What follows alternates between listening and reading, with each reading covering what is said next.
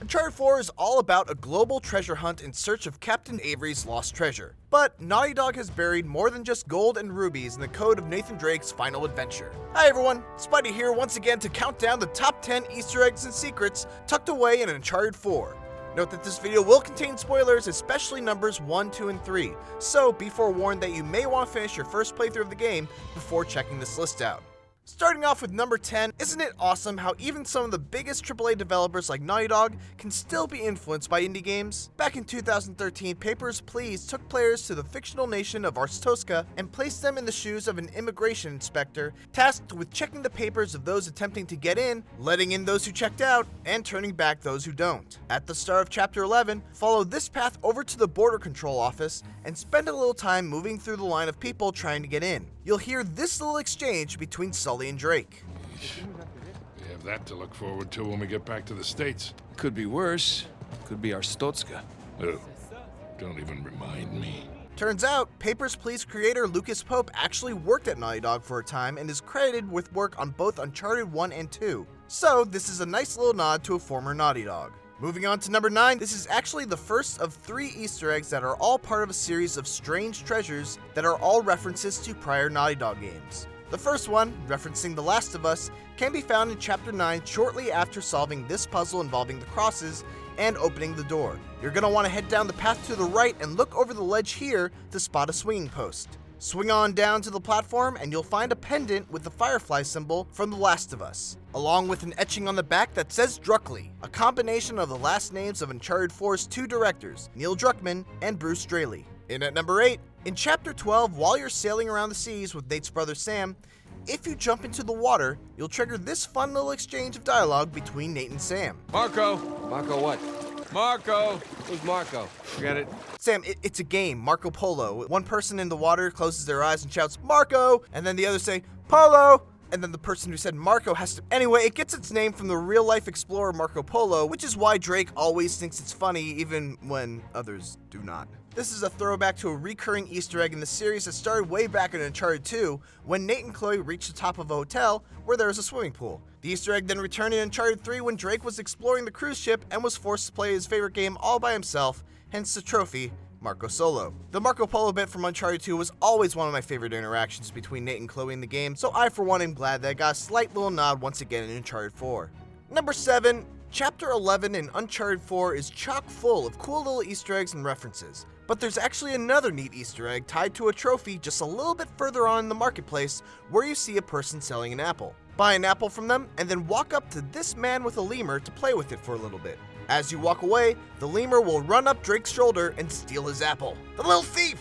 To commemorate this occasion of getting your food stolen by a thieving lemur, you'll get the Don't Feed the Animals trophy. On to number 6, the second of 3 strange relics takes us back to the days of Jak and Daxter, and can be found in Chapter 12.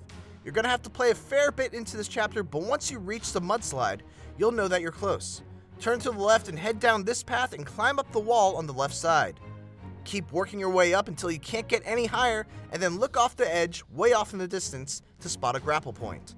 Take a leap of faith, grapple while in the air, and swing on over to this platform to find a precursor orb from the Jak and Daxter series. God, I miss Jak and Daxter.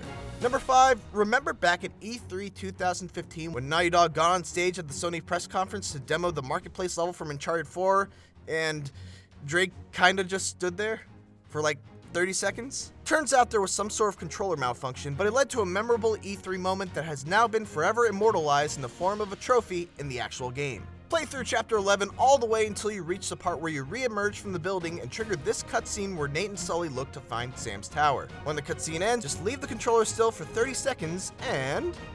well, there you go, free trophy. The trophy's name is appropriately titled Stage Fright, and it's just a cool way for Naughty Dog to poke some fun at themselves after what was no doubt a very embarrassing moment. In at number 4, upon completion of the game, players will be able to unlock a variety of different render modes that completely change the look of the game. Seriously, look at some of these.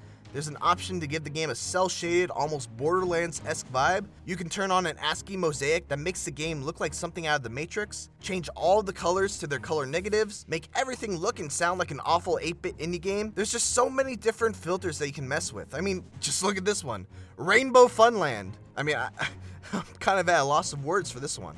Probably the most useful mode from a gameplay perspective is Thief Vision, which highlights all the enemies as red, making it super easy to spot them from a distance and mark them. And finally, there's a bunch of Instagrammy style filters such as Vibrant, Cool, Sepia, Black and White, etc. Some of these are better than others, but I'm personally looking forward to another playthrough of the game in the cel shaded mode, and then maybe another one in Rainbow Funland.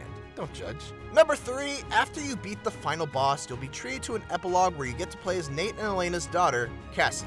Before you progress through the story though, make sure to explore around because there's a ton of cool stuff to check out, including right here on the closet door. It's a poster revealing a little tease for something in the Last of Us universe called American Daughters. Now I've seen places say that this is a tease for The Last of Us 2, but let's not get ahead of ourselves here. At the bottom of the poster there's a logo for Dark Horse Comics, which leads me to believe that this is a comic side story more than anything. Still, Naughty Dog does have a history of teasing future titles in their games. Remember back in Uncharted 3 when The Last of Us was subtly teased in a newspaper article for one of the early levels? And for number 2, let's finish off those 3 strange relics. The final one can be found in Chapter 21, and you'll know you're close to it when you're able to look down and spot Avery's ship. Instead of swinging to the left, take a look to the right and you should spot a carefully hidden edge that you can grab onto. Slide down as far as you can go on the rope and swing towards it, but don't jump until Nate outstretches his arm. Otherwise, this will happen. Once you get it, pull yourself up, feel around in the dark to follow the path, and eventually you'll find the strange fruit, which happens to be a Wampa Fruit from Crash Bandicoot.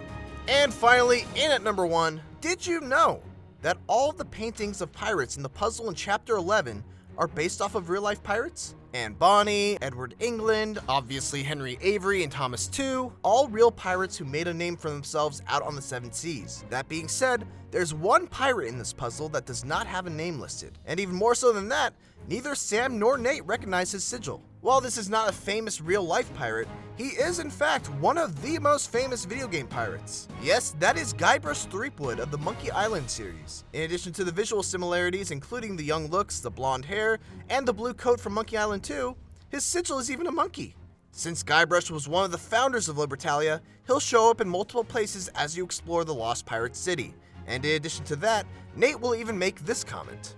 That is the second biggest cistern I've ever seen. That's actually a reference to a running gag in the Monkey Island series. It's easy to see that Naughty Dog are quite the fans of the adventures of the swashbuckling Guybrush Threepwood. And that's our list. But before we go, I know what you're thinking. In fact, I bet you're typing it as a comment right now. Where is that Crash Bandicoot Easter egg in Chapter 4? And as cool as that scene is, the honest truth is that it's a completely unavoidable cutscene, and we can't in good conscience consider that to truly be an Easter egg.